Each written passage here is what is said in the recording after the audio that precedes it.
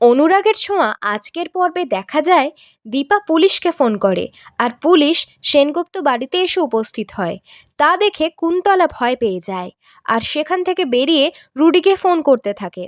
অন্যদিকে দেখা যায় রুডি মেয়েদের পোশাক পরে মেয়েদের কণ্ঠে লাবণ্যকে জোর করতে থাকে জুস খাওয়ার জন্য।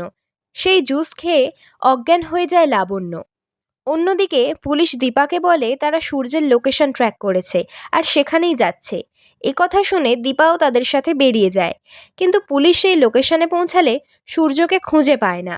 দীপা তখন সূর্যকে ফোন করলে সেখানে সূর্যের ফোন পড়ে থাকতে দেখে। অন্যদিকে জয় উর্মিকে বলতে থাকে, এই সমস্ত কিছু তুমি করোনি তো? এই নিয়ে তাদের মধ্যে রাগারাগি সৃষ্টি হয়। জয় তখন বলে, তুমি সব কিছু শেষ করে দিচ্ছ, আমি এবার কি করব? অপরদিকে পুলিশ সেখানে থাকা সিসিটিভি ক্যামেরা চেক করে রুডিকে দেখতে পায়, কিন্তু মেয়ের পোশাক পরে থাকার জন্য কেউ তাকে চিনতে পারে না। অন্যদিকে দীপা সূর্যকে খুঁজতে খুঁজতে সেই গোডাউনের সামনে এসে পড়ে যেখানে সূর্য আছে, কিন্তু পুলিশ বলতে থাকে, এখানে কিছু নেই ম্যাম, আমরা ফালতু সময় নষ্ট করছি। কিন্তু দীপা বলতে থাকে, আমার মন বলছে ডাক্তারবাবু আমার কাছাকাছি আছে।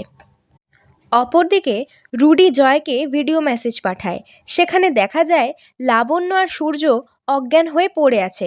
তা দেখে জয় খুব চিন্তা করতে থাকে আর তখনই দীপা সেখানে আসে। ঠিক সে সময় সোনার ফোনেও একটা মেসেজ আসে যেখানে সেই গোডাউনের ছবি দেখা যায়। তা দেখে দীপা তাড়াহুড়ো করে বেরিয়ে যায় সেই গোডাউনে যাওয়ার জন্য। আর এখানেই শেষ হয়ে যায় আজকের এপিসোড। দীপা কি পারবে এবার রুডিকে ধরে ফেলতে? জানতে হলে সাথে থাকো। আর তোমাদের কি মনে হয় তা কমেন্টে লিখে জানাও। তোমাদের এই এপিসোডগুলো ভালো লাগলে একটি লাইক কমেন্ট করে আমাদের চ্যানেলটিকে সাবস্ক্রাইব করে পাশে থাকা বেল আইকনটি প্রেস করো সবার আগে ভিডিও দেখার জন্য।